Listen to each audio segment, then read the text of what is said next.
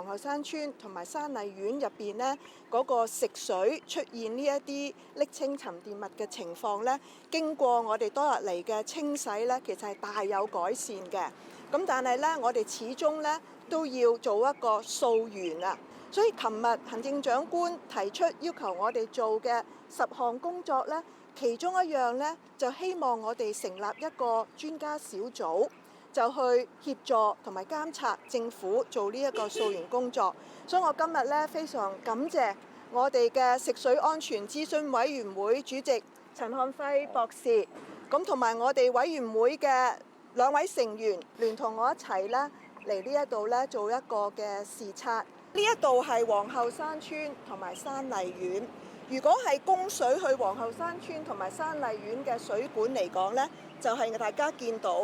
呢一條管線。其實全段呢，只有紅色呢一段，大約係400米長嘅水管呢，我哋係有用瀝青嘅塗層嘅，所以我哋就有理由相信呢，今次食水入邊出現嗰啲瀝青沉澱物呢，應該係嚟自呢一段嘅。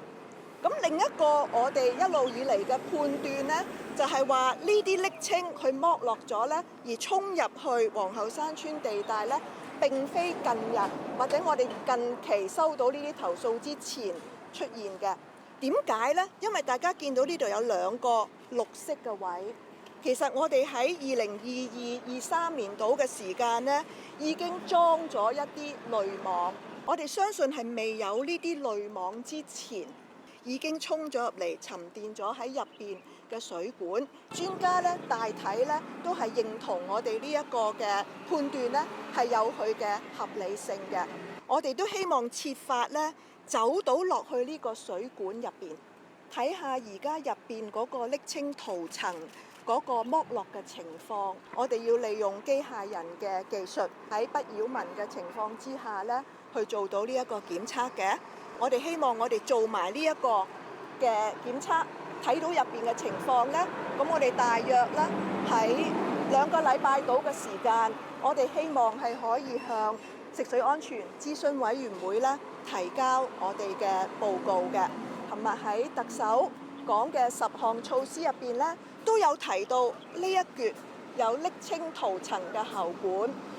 我哋咧都會率先將佢更換㗎啦，今年之內咧就開展呢一個更換嘅工程㗎啦。咁至於全港咧，其實仲有咧大約啦7-8公里度，我哋嘅水管咧都有呢一種瀝青塗層，但我要強調瀝青塗層咧係國際上好多水管咧都有用嘅，佢本身咧並非有害嘅。喺佢附近嘅範圍咧，大家可以放心，我哋已經裝咗超過1000個呢啲濾網㗎啦，已經係從前裝落嘅。我哋都會同水務署睇下，仲需唔需要加裝，即係作為額外嘅風險管理。我哋都要求咗水務署咧，係向發展局